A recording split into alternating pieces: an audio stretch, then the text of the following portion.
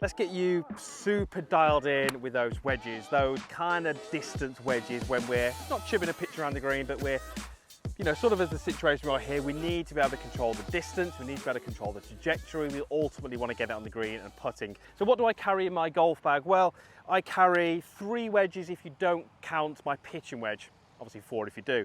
So I go 52, 56, and those are in the milled grind 3, and then I go 60, which is in the high toe. So I've got these nicely spaced out in terms of lofts, and it gives me pretty much all the options that I need. Right, let's start with 52.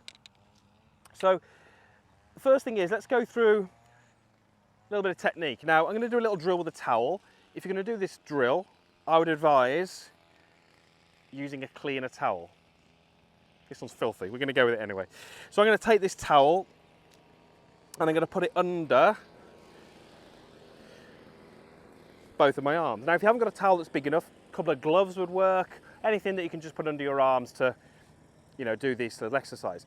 And what I'm going to do is I'm going to take a stance which is relatively narrow. You can see that I'm nowhere near shoulder width apart, feet are slightly flared out. And I want to start and feel like my hands, my arms, and my body are just really well synced. They're matched up, they're working together. So I can just start to make some little movements back, little movements through. And what you'll do initially, hopefully, is really feel just how much you need to turn your body on the way through. Many of you will be rotating your body on the way back, but it's so common to stall that body out and tend to use a little bit too much hands and arms, and the towel is going to drop and you'll feel that very quickly. So as I stand here with this towel, I can just start to make some movements and it gets me really well connected. Great for hitting these little pitch shots. Now, the only downside to this is this would tend to, in terms of distance away from the flag, have its limits. I probably wouldn't be able to do that drill from, let's say, 100, 110 yards because I might need a little bit of arm swing, kind of my arms moving up this way. But it's great for sort of 50, 60 yards, depending on the club you've got. So I've got 52-degree wedge. I've got 91 yards to reach that flag. So I'm going to go ahead and hit one. Now, doing this little exercise, I probably won't be able to carry this ball quite far enough. So I'm expecting this to finish a little short, but it should give you a nice idea of what the drill would look like. Notice how I've got the ball pretty much in the middle of my heels. I've got minimal shaft lean. I'm looking hopefully pretty balanced. I tend to set a little bit of weight into that lead leg, but we're only talking 55, 60%. And then I'm really looking at rotating the body through, having the arms on that body. Yes, I'm going to be using a little bit of wrist hinge going back, but then the key thing is matching everything on the way through and finishing in this position here where the body is rotated through, and with any luck the towel has stayed in place.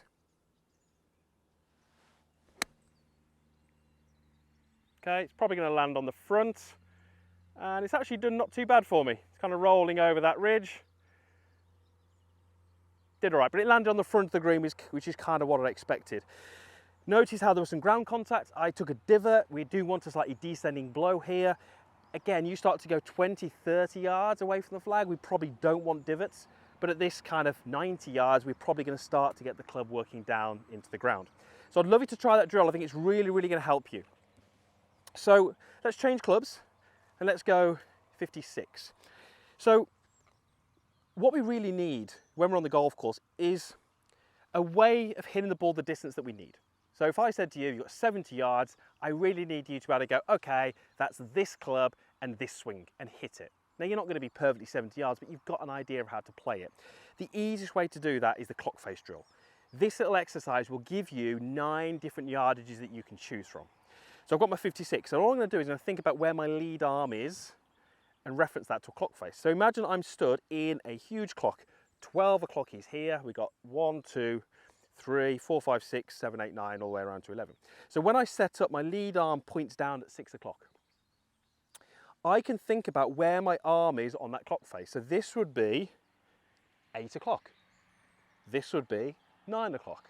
This would be 10 o'clock.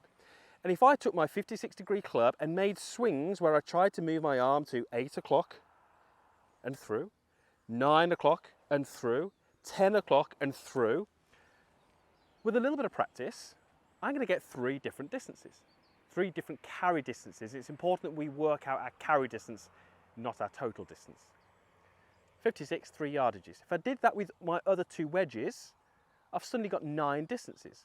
Now, some of them might overlap a little bit, but we're going to get 9 different options. And then what you should be doing in practice is working and dialing those in. So let's say my, 56 at left arm goes 80 yards. Once I know that, I can go and practice it and I can pick a target that's 80 yards and start to really dial that in. So let me take my 56, let me hit 3 different shots towards the green. So obviously they're not all going to reach the flag. You're working through those 3 different positions and we should see very, very different results. So same setup as done before. This one is 8 o'clock. So this is a shorter swing. This will definitely not reach.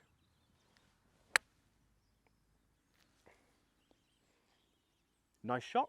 Terrible for that particular flag, but that's fine. So this is where I'm really starting to feel that body and arm sort of connection that we did in that little drill. So the next one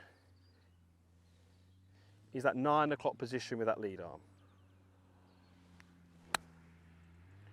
That's carried a little further. It's taken a big bounce out to the right.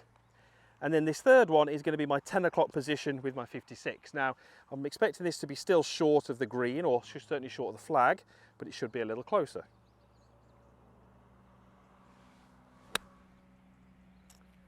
And that's right on line, but that's going to land on the front of the green. And it's released out a little bit, but again, it's carried short. So, with one club, I've got 3 different distances. Pretty simple. Now, what many golfers do, they actually get a little bit of paper, they write those 3 distances on that bit of paper, and they just sellotape it to the back of the club shaft. So you haven't got to remember 9, just pull out your club, look at it, and you've got 56, 69, and 81, or wherever they may be.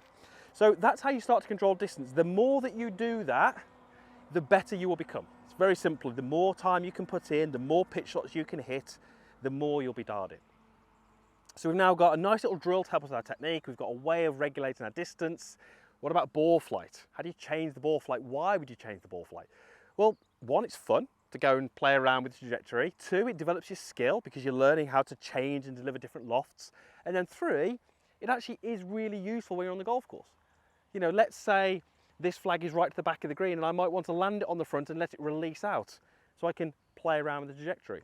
So what have we got in terms of options? Well, we can change our setup. So I've got my 52 back in my hand, and we talked about how our setup was ball in the middle, but it doesn't have to be. That's where I'd play the basic pitch from, but there's nothing wrong with me putting the ball a little bit further back and de-lofting the club so the ball will come off a little quicker, it'll come off a little lower.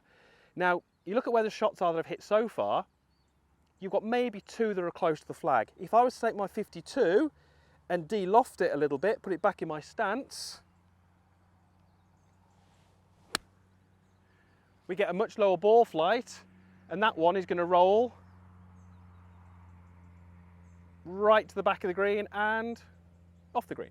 Now, I didn't necessarily swing it any harder than I did the first shot, but I changed the trajectory. I played around with the flight. And yes, that's a little bit more advanced, and it starts to dive into a little bit more of kind of taking those 9 yardages and playing around with them a little bit more, but try it, practice it. It's really going to help you. And there's nothing wrong with me opening the face. But when I open the face, then I probably could just go with a club that's got more loft. So really, when we're looking at trajectory, it's kind of looking at what can we do to lower that flight. It's really useful to be able to have that ability to hit those lower shots and get them closer to the flag. So, pitching, it takes a bit of time. It's not easy because you have to learn so many different shots. Right, let's see if we can hit one pretty close. I've got 56. For me, that's probably just past a 10 o'clock swing. It's 91 yards to the flag.